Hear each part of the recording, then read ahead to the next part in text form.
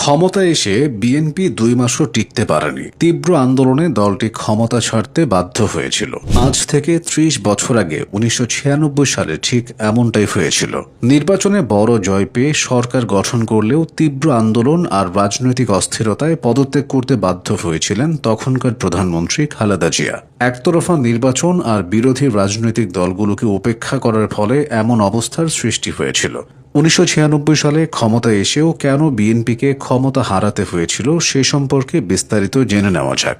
ঘটনার শুরুটা হয়েছিল ১৯৯৪ সালের ২০শে মার্চ। সেদিন অনুষ্ঠিত হয়েছিল মাগুরার উপনির্বাচন। বিএনপি তখন দেশের রাষ্ট্র ক্ষমতায়। তবে মাগুরা ২ আসনটি ছিল আওয়ামী লীগের দখলে। এই আসনের সংসদ সদস্য মোহাম্মদ আসাদুজ্জামানের মৃত্যু হলে উপনির্বাচন দিতে হয়। কিন্তু সেই নির্বাচন ঘিরে অসংখ্য নাটকীয় ঘটনা আর কারচুপির অভিযোগের পরে বিরোধী দলগুলো একযোগে তত্ত্বাবধায়ক সরকারের দাবিতে আন্দোলন শুরু করে। ঘটনার পর নির্বাচন বাতিলের দাবি তোলা হয়। বাকি সময়ে বিরোধীরা বিএনপি সরকারের অধীন আর কোনো নির্বাচনে অংশ নেয়নি। নির্বাচনের পরপরই আওয়ামী লীগ, জাতীয় পার্টি এবং জামায়াতে ইসলামী এই ৩ দল নির্দলীয় তত্ত্বাবধায়ক সরকারের দাবি তোলে। এই দাবিতে মিছিল, ঘেরাও, সংঘর্ষ, হরতাল ছিল নিয়মিত ঘটনা। ১৯৯৪ সালের ২৭ জুন তত্ত্বাবধায়ক সরকারের রূপরেখা প্রকাশ করে আওয়ামী লীগ। ৬ নভেম্বর বিরোধী দলের সবাই একযোগে পদত্যাগের সিদ্ধান্ত নেন। আর ২৮ ডিসেম্বর আওয়ামী লীগ, জাতীয় পার্টি, জামায়াত ও এনডিপির ১৪৭ জন সংসদ সদস্য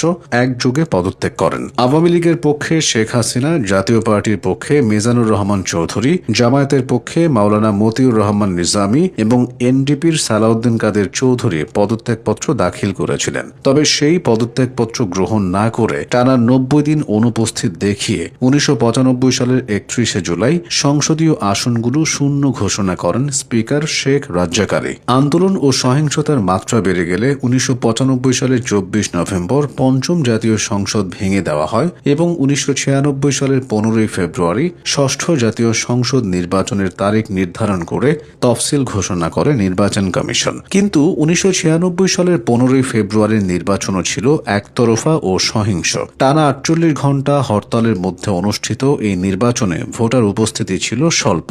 বিএনপি ছাড়া প্রধান সব রাজনৈতিক দল এই নির্বাচন বয়কট করে। তবে ইতিহাসের পাতায় এই নির্বাচন স্থান পাবেই, কারণ এই নির্বাচনের মাধ্যমে গঠিত জাতীয় সংসদেই সংবিধান সংশোধন করে তত্ত্বাবধায়ক সরকার ব্যবস্থা প্রবর্তন করা হয়। ১৯৯৬ সালের ১৫ ফেব্রুয়ারি নির্বাচনের পরে বিএনপি সরকার গঠন করার পরে জাতীয় সংসদের অধিবেশন শুরু হয় ১৯ মার্চ।